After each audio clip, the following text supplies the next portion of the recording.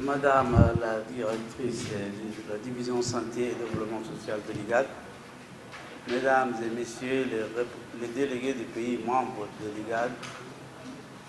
Mesdames et Messieurs les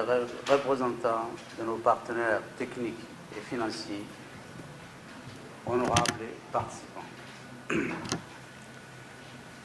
C'est pour moi un grand honneur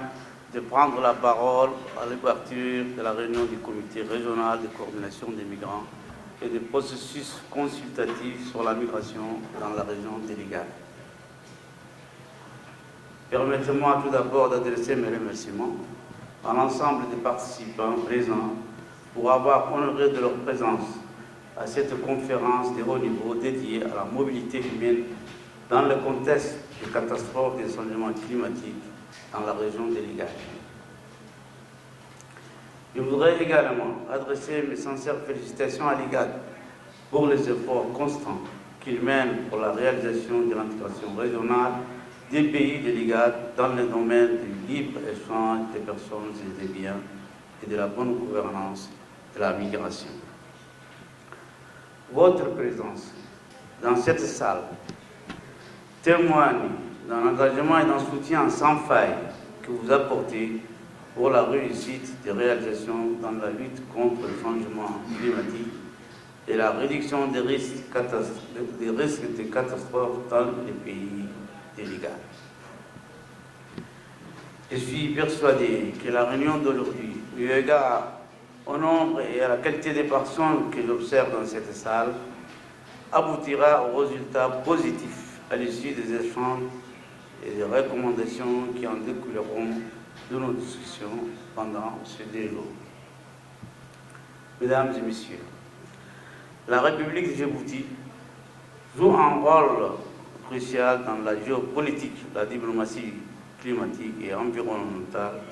sous la politique clairvoyante de notre président, son Excellence M. Ismaël Omar Guelleh, président en exercice de l'IGAD. Le gouvernement de Djibouti s'est engagé depuis plusieurs années dans l'intégration du changement climatique et de la migration dans ses plans de développement, Vision Djibouti 2035 et le plan national de développement 2020 à 2024.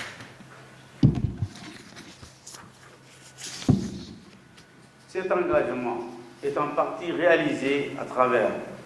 la mise en œuvre de la stratégie nationale sur la migration et le changement climatique, dont l'objectif est de réduire la vulnérabilité aux impacts des aléas climatiques et améliorer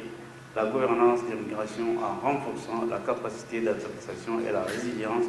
des populations et des écosystèmes naturels. La mise en place d'une stratégie nationale pour la gestion des risques des catastrophes et d'un programme d'action national d'adaptation en 2006, l'élaboration d'une stratégie nationale sur le changement climatique en 2018. Mesdames et Messieurs, comme vous le savez, le changement climatique constitue de nos jours le plus grand défi auquel fait face l'humanité et auquel seront sans aucun doute confrontées les générations futures, si la tendance actuelle au réchauffement climatique se maintient. La région de l'IGAD en particulier, du fait de son extrême vulnérabilité, vit avec plus d'activité des effets néfastes des changements climatiques qui fragilisent à la fois les conditions de vie des populations ainsi que des écosystèmes naturels dans cette partie géographique du monde où la population est majoritairement rurale, avec une part prépondérante des jeunes et des femmes. La République de Djibouti n'est pas épargnée aux conséquences dramatiques du changement climatique qui se manifeste par la dégradation des terres, des sécheresses récurrentes, les inondations des vaches, l'apparition récente des cyclones, les vents violents, l'évaluation des niveaux des mers et la température moyenne de l'atmosphère et la diminution du pouvoir d'achat des couches les plus vulnérables. Mesdames et Messieurs, la République de Djibouti, de par sa situation géostratégique dans la sous-région, est connue comme étant une route principale de l'Est pour la migration irrégulière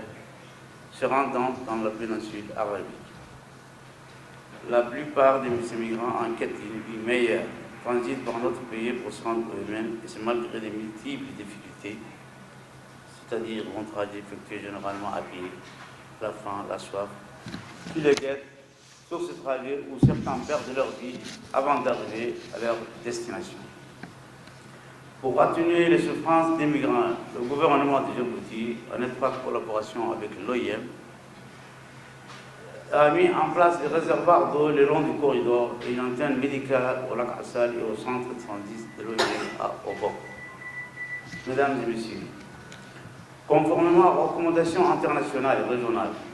auxquelles nous avons adhéré, recommande que l'on offre une condition de vie décente, de protection, tant aux migrants, notamment la protection de leurs droits et de libertés, afin d'éviter toute violation des droits des travailleurs migrants. Pour faire référence à notre loi de 2006 portant le Code du travail qui, dans son article 2, stipule travail forcé ou obligatoire est interdit de façon absolue. C'est remarqué dans notre loi. Par ailleurs, l'entrée prochaine en vigueur du protocole de libre-échange des personnes et des biens dans la région de l'IGAD